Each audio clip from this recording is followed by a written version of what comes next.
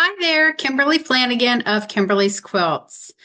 So I've been working a lot in my fonts within Embrilliance lately, and one of the things that I've spent a lot of time doing is actually naming my fonts so that in the over in the properties, when I pull in a BX font, that it actually has a meaningful name to me.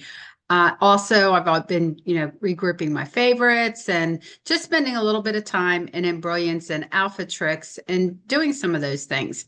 So I thought I would jump on here real quick and show you guys how I rename my fonts. If you guys buy a lot of fonts, especially I have a lot of Juju's fonts. I have no idea what DBJJ7843 means. I'm sure it has something very meaningful to her and her inventory and how she classifies things, and it makes it easy on her end. But for me, that means nothing. So I've been spending a lot of time renaming the fonts, making them meaningful for me. And I thought I'll show you guys real quick how I do that. So I'm going to share my screen here so that you can follow along and watch what I'm doing. If I come in here, there is a program that they have called Alpha Tricks. And if you look up here, if I click on this font manager icon right here, you'll see that it brings up this little screen that asks me, do I want to import a font?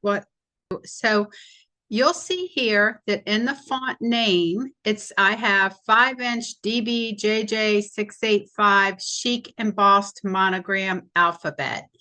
What can do now is I can come in here and remove in the name the DBJJ, and I move that.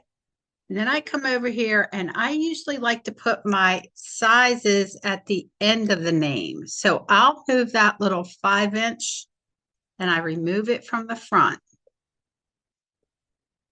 So now I am left with chic embossed monogram alphabet 5-inch. I make sure I take that little space out of the beginning.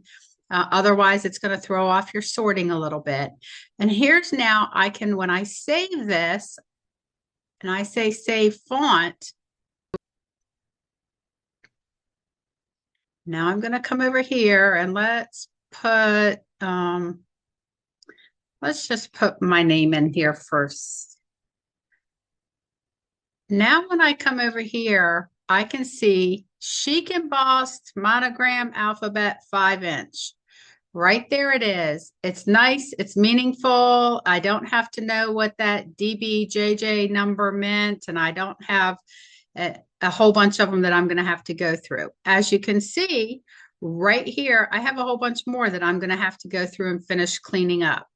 Now, had I known or realized how this all worked when I loaded all of these fonts, I would have changed the name in my file manager before I ever uploaded them, and that would have prevented having this problem.